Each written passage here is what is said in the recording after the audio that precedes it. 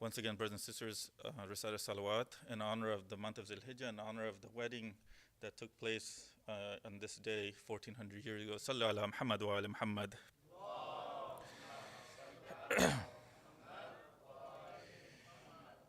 أعوذ بالله من الشيطان الرجيم بسم الله الرحمن الرحيم الحمد لله الذي لا يبلغ مدحته القائلون ولا يوصي نعمه العادون ولا يؤدي حقه المجتهدون الذي لا يدركه بهد الهمم ولا يناله غوث الفتن الذي ليس لصفته حد محدود ولا نعت موجود ولا وقت محدود ولا أجل ممدود فترى الخلائق بقدرته ونشر الرياح برحمته وهدد بالصخور ميدان أرض ثم الصلاة والسلام على أشرف الأنبياء والمرسلين وحبيبنا وحبيب رب العالمين بالقاسم محمد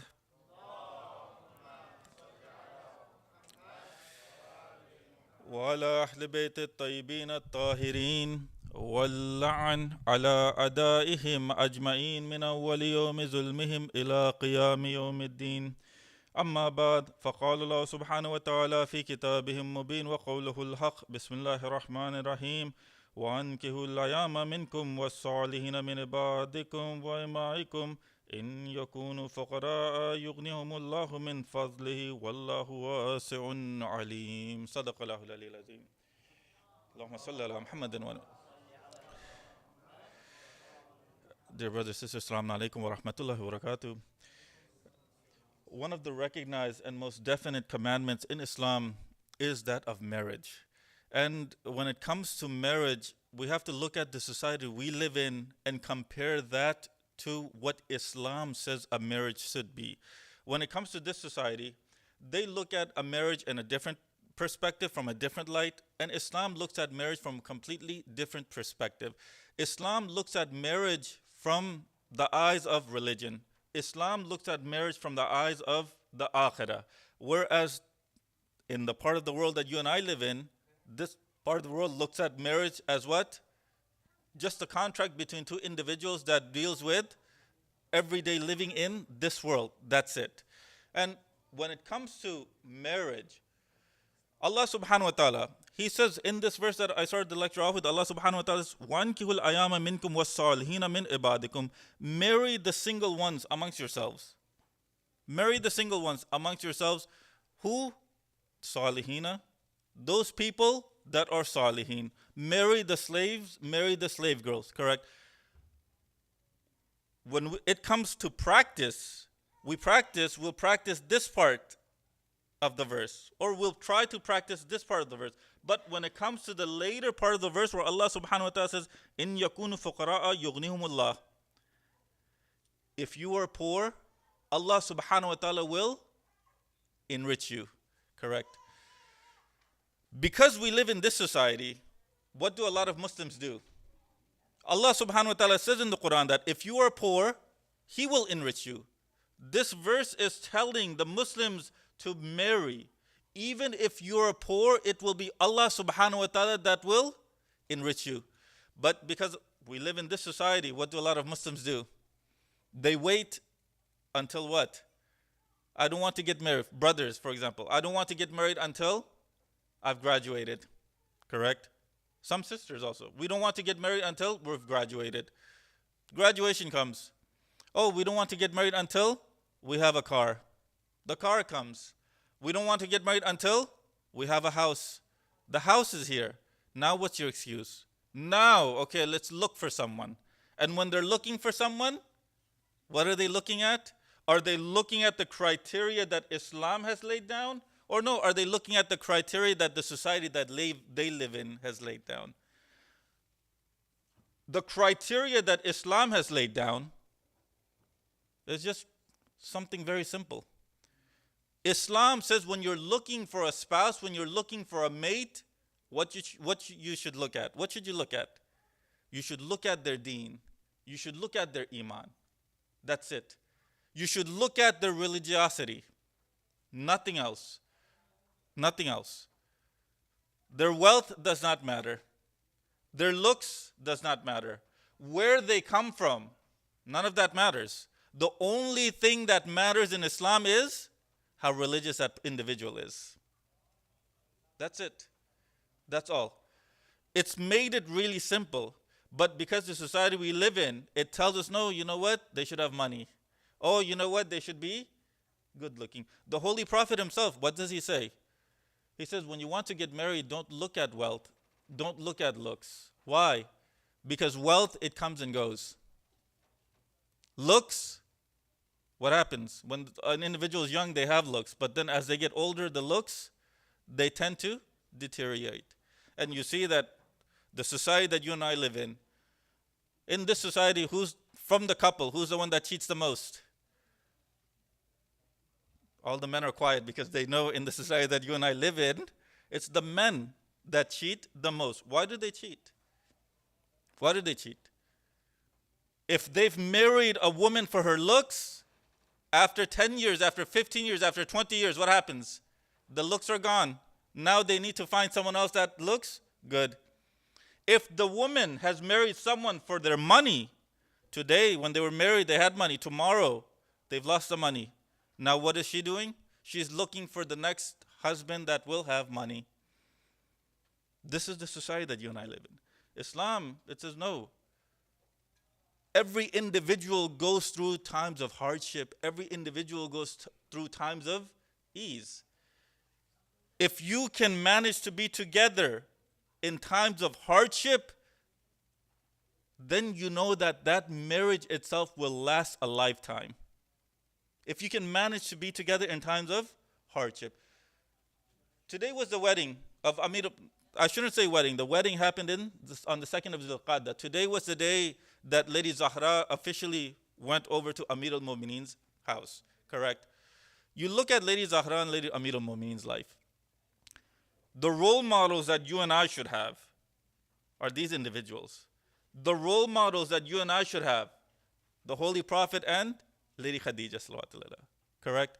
You look at Amir al-Mu'mineen and Lady Zahra's life. What made them so compatible? What was it that they had in common?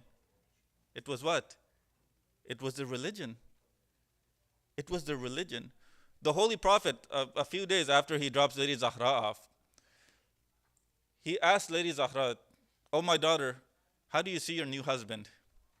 And she says, "Ya Rasulullah." At this time, she used to refer to her father as Ya Rasulullah, Ya Rasulullah.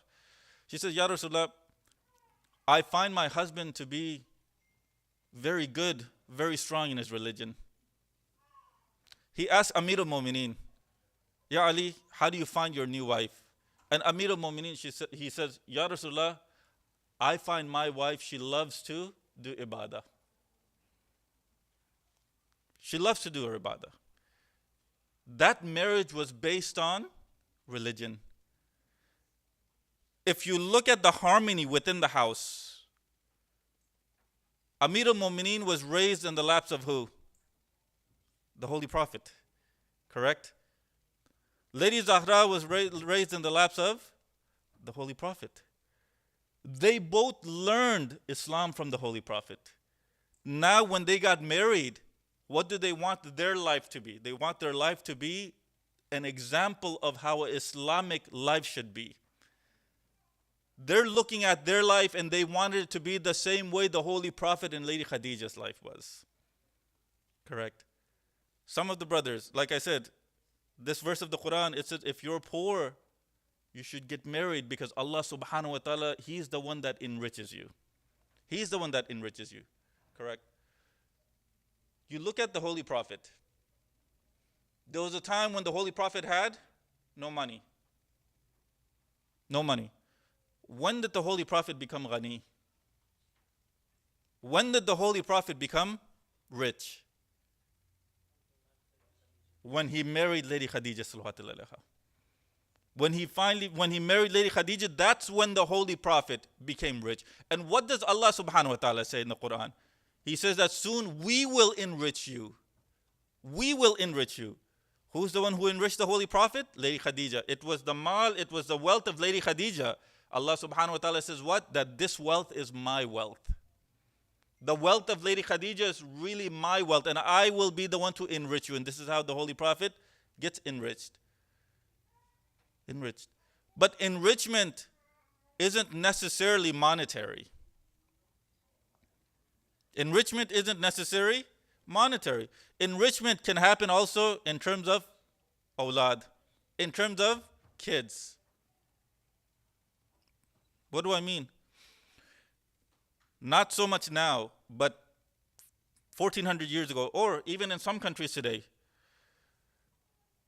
families that are large, someone that has 6 kids, 7 kids, 8 kids, 9 kids, 10 kids, they take pride that they have so many kids. Why do they take pride that they have so many kids? Because the parents know that once they get older, these are the kids that will be their support. These are the kids. And if you look, this is the month of Zul Hijjah, the month of du'as, correct? And you look at Sayf Sajadiyah. In Sayf Sajadiyah, Imam Sajjad alayhi salam, he has du'as about just about for everything. Du'as for parents, du'as for kids. And in those du'as, you see that Imam Sajjad alayhi salam, he prays to Allah subhanahu wa ta'ala for giving Sahih Salim kids. He prays to Allah subhanahu wa ta'ala and he says to the parents that you should thank Allah subhanahu wa ta'ala because these are the youngsters, these are the boys that will be your arms when you get older. When you get older. So enrichment isn't necessarily monetary. The society that you and I live in, it forces us to believe that enrichment is no. Islamically, it's not necessarily monetary. There's other aspects of enrichment. Salli ala Muhammad wa ala Muhammad.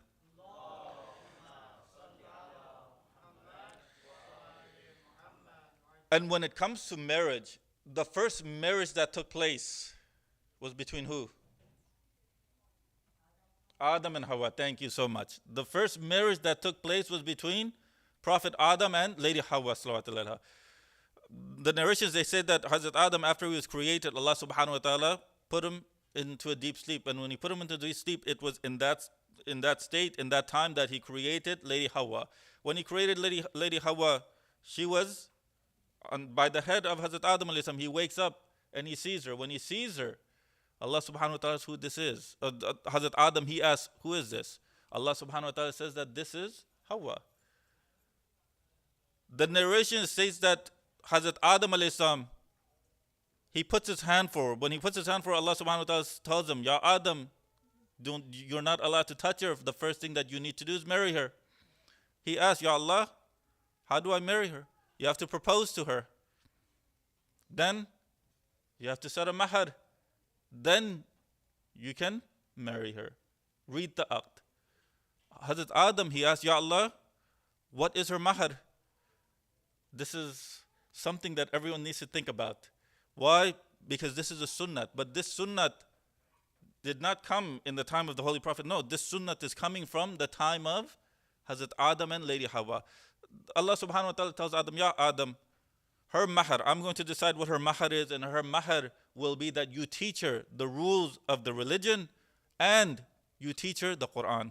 Or you teach her the rules of the religion and that's it. The rules of the religion. That was the mahar. If you look at the mahar of Amir al-Mu'mineen and Lady Zahra salawat alayha, how much was it? Some of the narrations, they said that it was just a little over 450 dinars. Some narrations up to 500, around 450 to 500, that's it. At that time period, was that a lot? No, it wasn't. In the time period that you and I live in, when it's time for a sister to set a mahar, if they live in this part of the world and they're not religious, what's the mahar? 1 million, 2 million, 3 million, jet skis. We want our parents, everyone to have a house for themselves. No. When it comes to mahar, the Holy Prophet himself, yes, the ladies, they have every right to ask for what they want. But when it comes to the mahar, the Holy Prophet himself, he says, make it something that will bring love between the two. Bring love between it. What do I mean? When it's time for marriage, I know in Indian Pakistani weddings, for example, The weddings, they go on for a whole week. The wedding ceremonies, they go on for a whole week, 2, 3, 4 days, 5 days. The society that you and I live in, how much is the cost of an average wedding? 20,000? 25,000? Minimum? Correct? What's the point of starting a life together and you're already in debt? What's the point of that life? You've just started a new life and both of you are in debt. Why are you in debt? The dress that the sister has brought, the dress that the female has brought, that's only going to be used once in her lifetime. That's it. The hall that has been booked, what's the point of booking it for thousands of dollars? And the problem is that this has creeped within Shia Islam. Within Shia Islam. Within Islam, within Shia Islam. Why not have the wedding at the masjid? Why not have the wedding at the masjid? Why not have the nikah at the mosque? It saves money. It brings barakah. And when you have it at these places, you see that the Masumin alayhim salam, they themselves will attend. But when you spend so much and already start your life in debt, what ends up happening? And they've already done the research. They say they've done the research, they've done the correlation, and they say the divorce rates, the higher they spend on their wedding, the higher the divorce rate. They've done the correlation. So what does that mean? This is the reason Islam, it says, be practical. There's no need to spend tens of thousands of dollars for a wedding. No, just have something simple. That's it. Just have something simple. And you see that the Holy Prophet wedding was simple. Amir al-Mu'mineen's wedding to Lady Zahra salawatullah, simple. You look at the weddings of all the Imams, they were simple. And when it came to the mahar, Imam Muhammad Taqi, we just commemorated his shahadat a few days ago. When he married Fazl, the daughter of Mamun, do you know what he said? He was marrying who? The daughter of a king. The daughter of a king. Imam Muhammad Taqi, he tells Mamun, the mahar that is within us, the Banu Fatimah, was always the mahar of Lady Zahra salawatullah. We don't ask, we don't give more than that. And he asked, what was that mahar? It was 500 dirham. That was it. 500 dirham. A simple mahar. Who is this? This is supposed to be a daughter of a king. Imam Mu'taqid, he says, I don't care if she's a daughter of a king. But this is the mahar that we keep in this part of the Banu Hashim. Do you accept that, Mamun? He says, okay, that's fine. That's fine.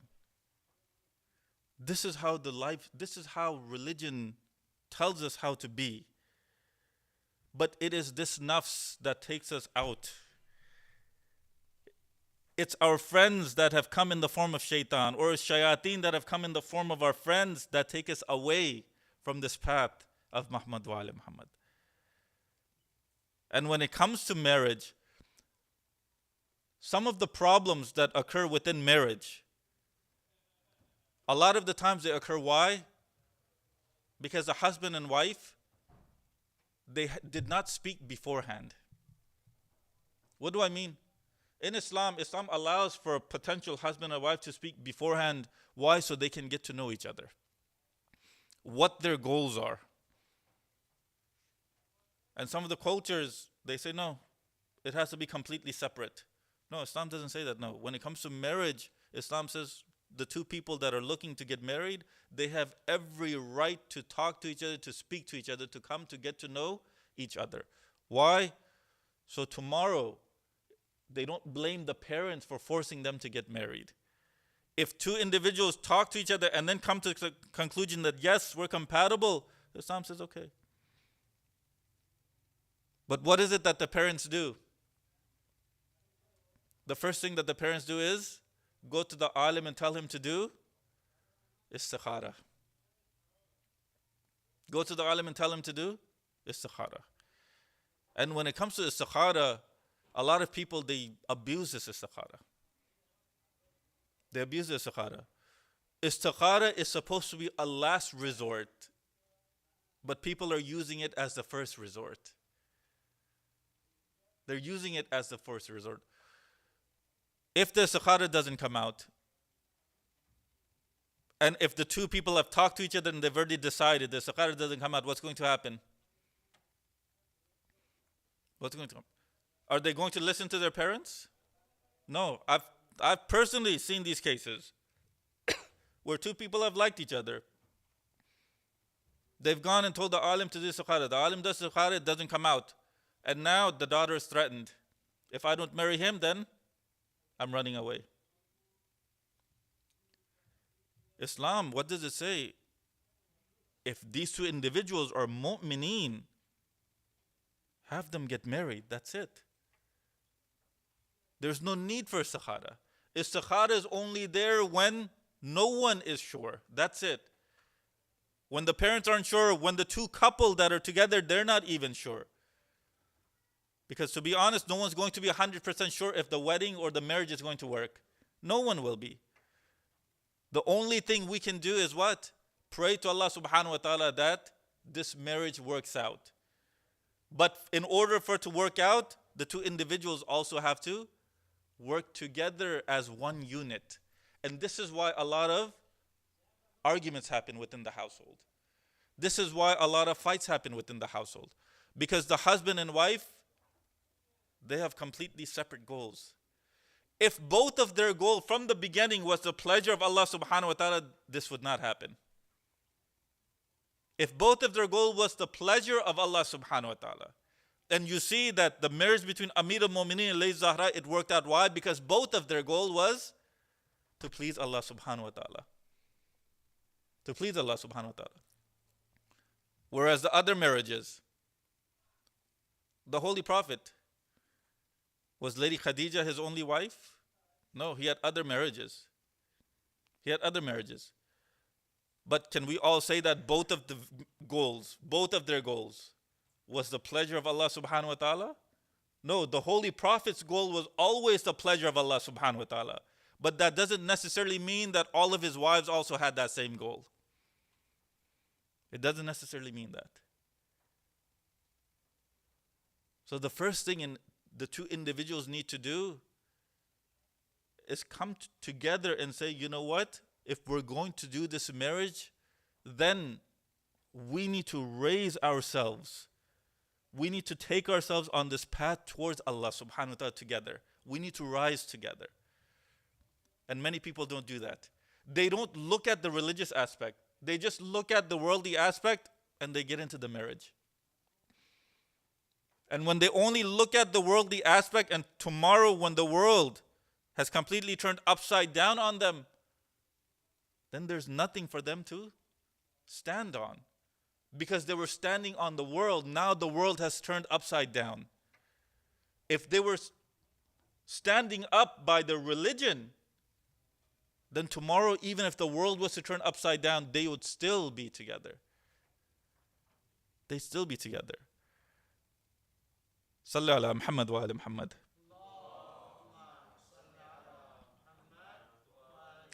There's one verse of the Quran. I know I have maybe about 5-10 minutes and that's it. But there's one verse of the Quran that always gets taken out of context. And this is the verse that some of the youngsters, they use. And they say, look, the Quran, it says this, so why should we get married early? And the verse of the Quran, it comes in Surah 24, where Allah subhanahu wa ta'ala says, and let those who cannot find someone to marry. Let those who cannot find someone to marry maintain their chastity. What do people do?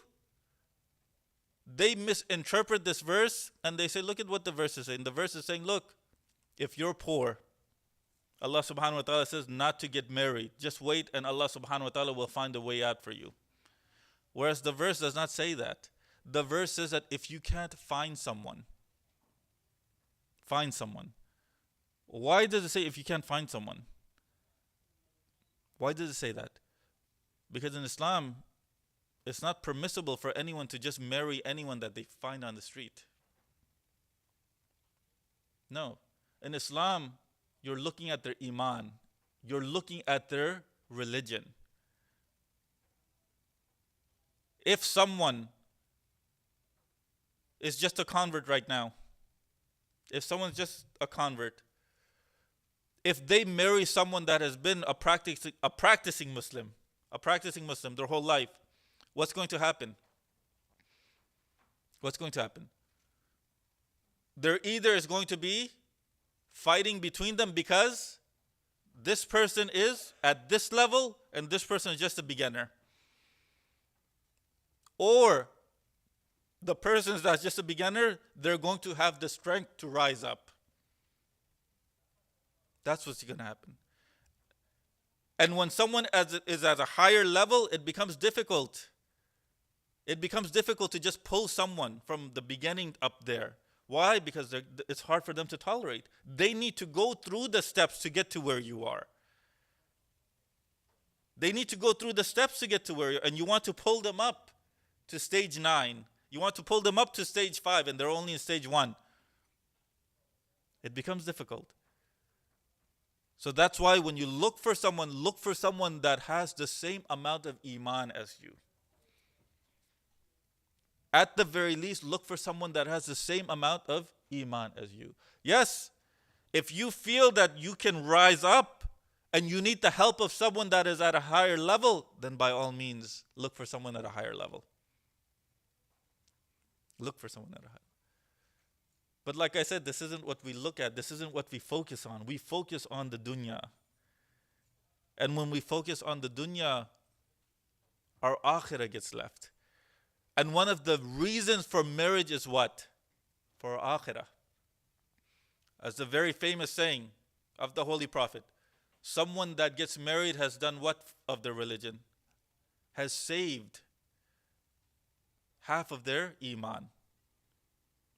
Someone that gets married has saved half of their iman. The other half, they need to work on themselves. So look at what the wife-to-be is doing for the men. It's this wife that is saving half of your iman. Saving half of your iman.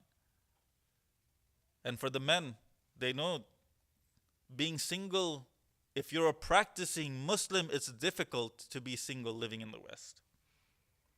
It's difficult. So if you have the ability to get married, get married.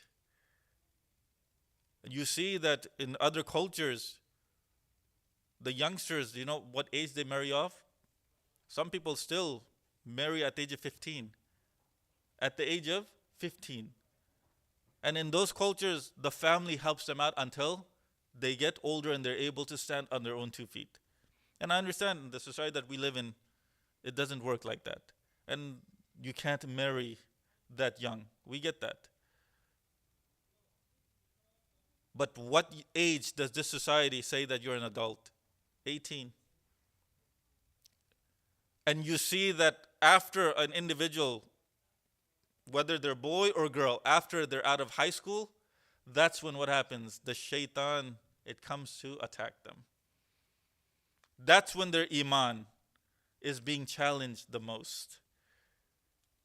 When they go to college, when they go to university. Why? Because the world is opened up to them. The world is opened up to them.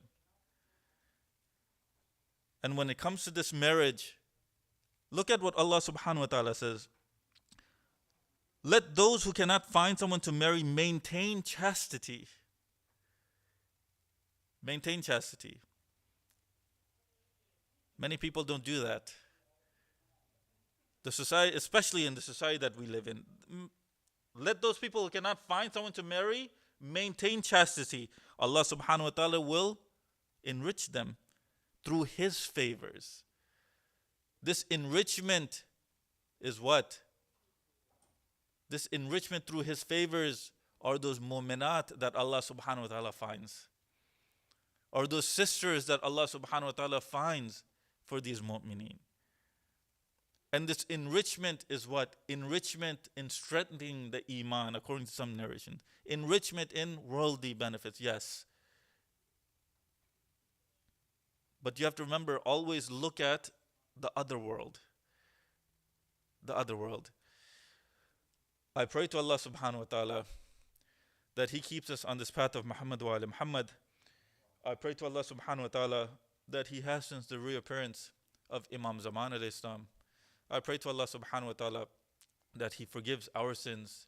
He forgives the sins of all of these mu'mineen, mu'minat that are gathered here tonight, and the sins of all of those mu'mineen, mu'minat that do not have anyone to ask for forgiveness on their behalf. Walhamdulillahi Rabbil Alameen. Please, brothers and sisters, recite Surah Fatiha for your marhumin and for the marhumin of all of those people that do not have anyone to ask for forgiveness.